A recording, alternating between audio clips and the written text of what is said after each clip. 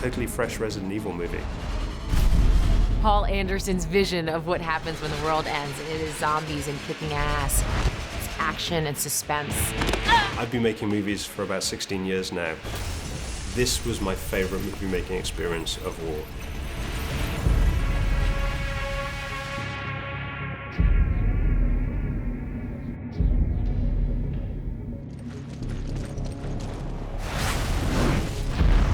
Years ago, I kind of disappeared off the map for a month and played this video game, which was Resident Evil.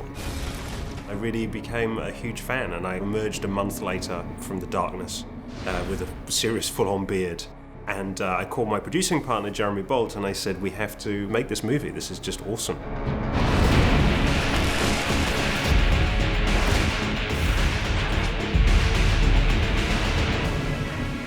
Creatively, we've evolved the material in a very interesting way, and Paul came up with a great take. Paul Anderson is very much in tune with both the game franchise of Resident Evil and the movie franchise of Resident Evil.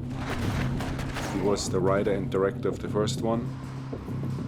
Boom. He's been highly involved in all of them, so it's kind of like coming home for him to direct the fourth one. We kept the same cast, and we kept the same kind of storyline. But I wanted to make a conceptual jump in the way that, for example, the Terminator franchise had made between T1 and T2. A broader canvas, a more epic scope. The role of Alice has evolved quite a bit. For the first time, she feels like she belongs in this world again. Alice is the ultimate female heroine. She's just out there kicking ass, taking names. To me, she's a kind of female Clint Eastwood meets Steve McQueen. There's a coolness to her that really makes the franchise work. Alice stops at nothing.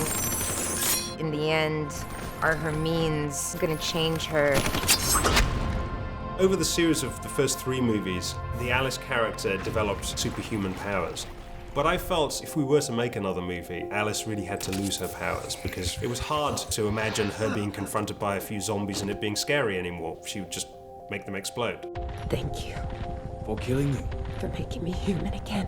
After Milla loses her powers in the movie, we follow that scene almost immediately with a couple of really scary scenes take place in an airplane graveyard. And people are scared at that point, and they're scared because they're scared for Milla, because they know she's vulnerable again. Milla Jovovich is, with Sigourney Weaver, the only 2 gals who have 4 action-type, futuristic kind of movies. That's a huge deal. I mean, that's just a great success story.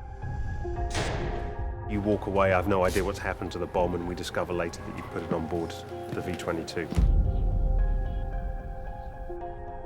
Such a fun franchise to be a part of. I want a little bit of body movement like that. Start back and turn. Yeah.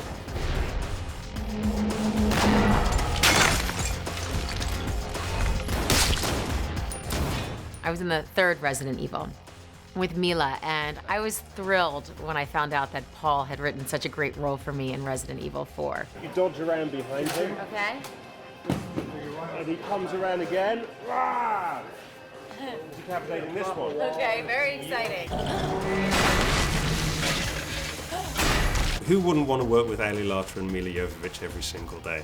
I mean, it's one of the good things about my job. All the cast members, all the crew are so excited to be doing this movie because we're all fans of the movie. Paul is a wonderful director. I mean, I told him yesterday I thought that his energy on set really made a difference. The people at the top of the call sheet set the tone. And with Paul, it's a great working environment.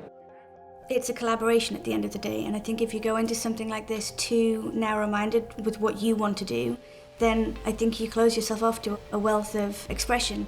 And give me a beat of ah, and then fall back. Action! Ah! I have some very, very strong collaborators who I work with. Glenn McPherson was the director of photography.